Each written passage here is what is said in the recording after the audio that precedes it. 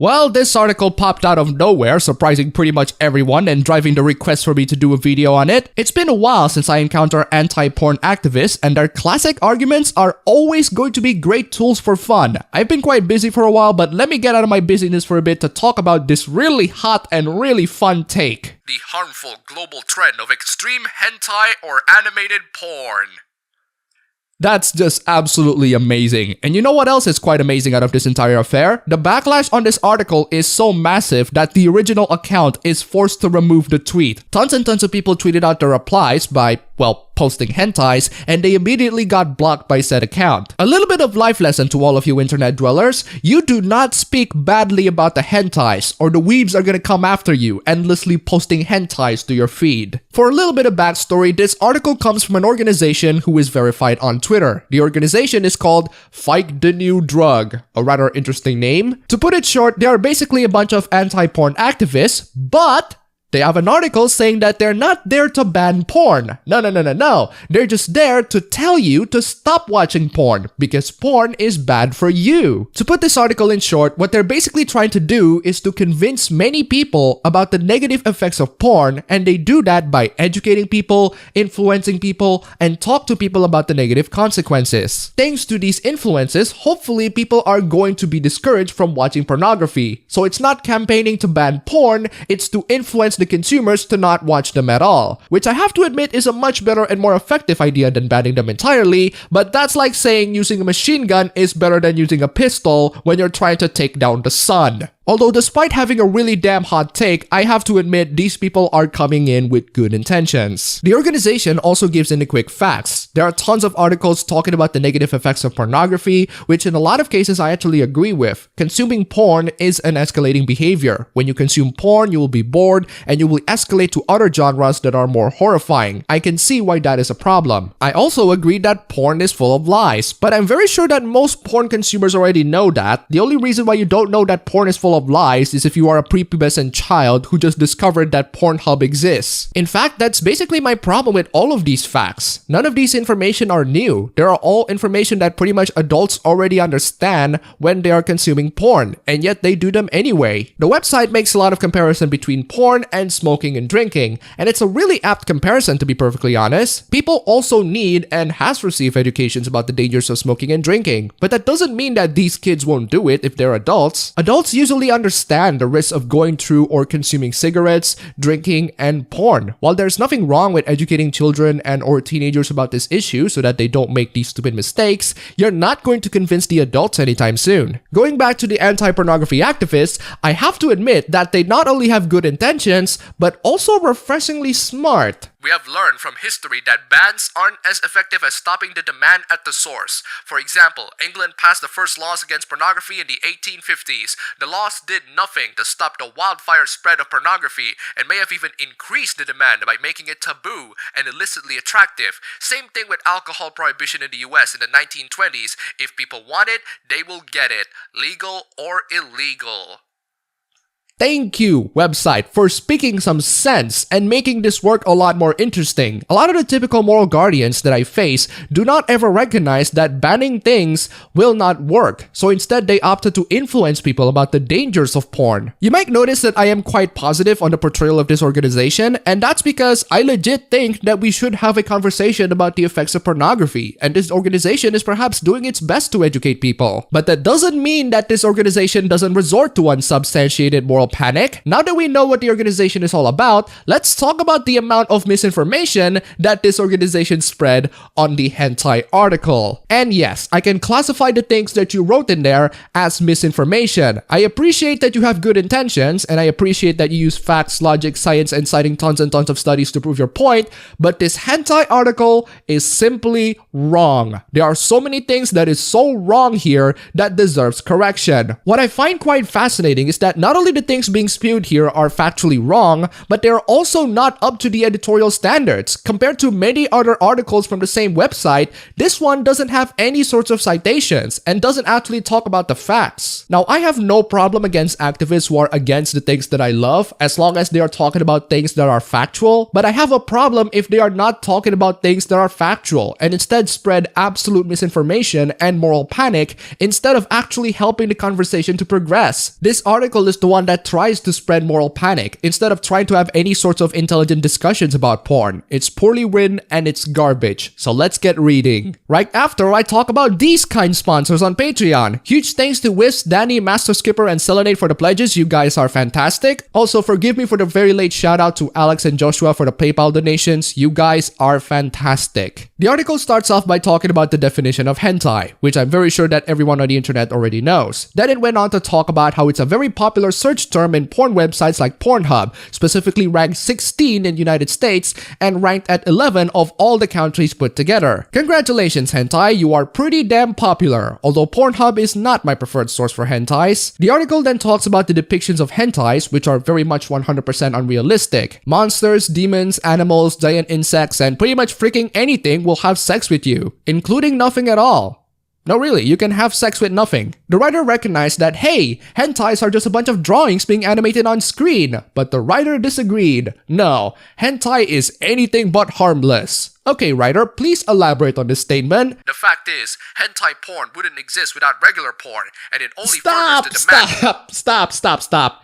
Citation needed on that statement. Hentai porn, no pun intended, comes from human sexuality. Hentai porn can exist without regular porn. In fact, I can safely say that it's actually hentais that exist first. And when I say hentais, I mean drawings of people committing sexual acts in general. I'm very sure that people in the ancient Greece don't have access to Pornhub. Did the authors of Kama Sutra time travel into the future? And even though cartoons are not real bodies, cartoon porn ideology can encourage men to commit... Slow down. Stop.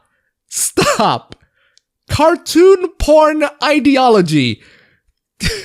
You can't influence people when you make such ridiculously stupid statement. What is the ideology of cartoon pornography? Please elaborate. I'm sorry, I'm having too much of a laugh here. And even though cartoons are not real bodies, cartoon porn ideology can encourage men to commit violence against women and girls. It makes sexual violence a form of entertainment.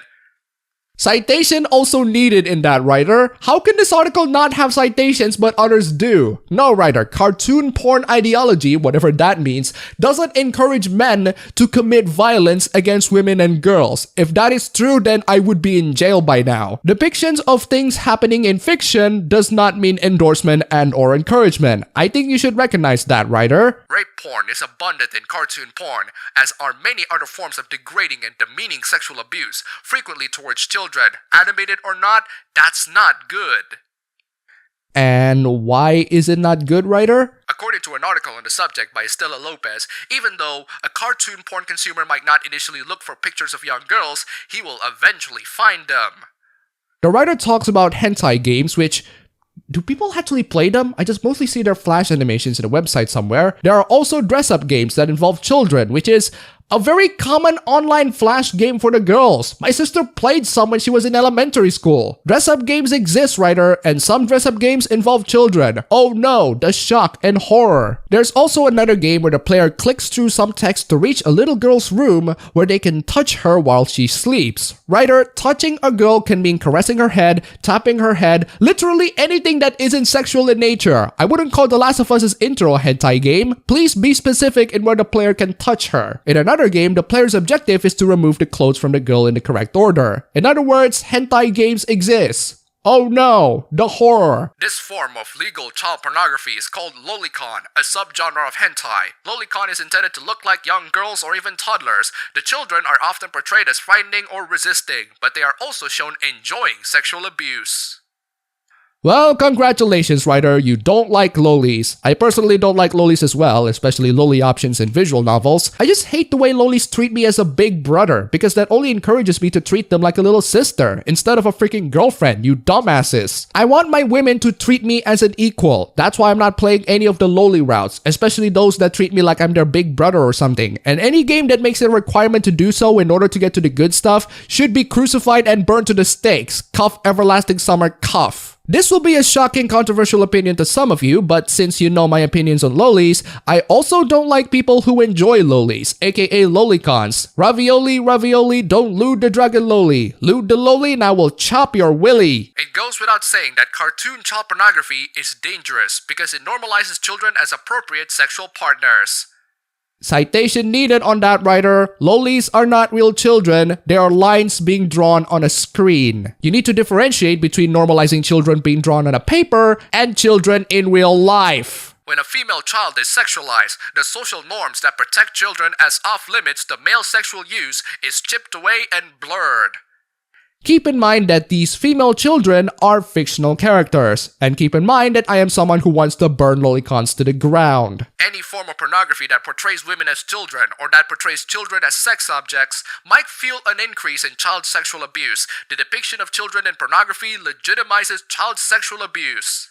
Let me highlight that emphasis, writer. Keyword might. This article has zero citation and research being put into it, and it shows. Many other articles have studies and citations, but this one only argues through morality, which, as we have established many times, are not very good arguments. Also, there's an article on the bottom of this paragraph talking about how porn and technology are creating sexless Japanese millennials. I read the article, and you just cited CNN, writer. Not a good start, especially when this is exactly the same article that was debunked by Japanese man Yuta, linked to his video down below. At no point this article talks about Japan's incredibly workaholic nature, where people just don't have time to get to relationships and or have sex. Nah, let's blame it on those 2D women. I really want to trust you, website. I believe that you have good intentions, but pushing your narrative by spreading misinformation on something that I'm passionate about, I simply cannot tolerate that. Cartoon pornographers violate children's spaces by making famous, non-sexual cartoons into pornography.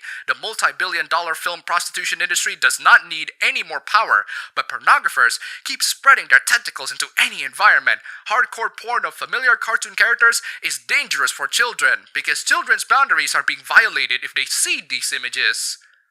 So, in other words, porn is bad for children. Thank you, writer, for spreading this very useful information. I want to see you talk about how drugs are bad next time. One recent message we received from a female fighter shows hentai's real effect on real people. At this point, the writer talks about an anecdotal story of one of the female fighter, which basically means the contributor for the site. This female contributor mostly talks about how porn is bad for children, an information that is about as valuable as you can connect to the internet using Wi-Fi. The writer even included her bizarrely out of nowhere story with her ex. My ex and I started to feel a little guilty about watching live porn, so we decided to turn to hentai mangas as an alternative to watching porn.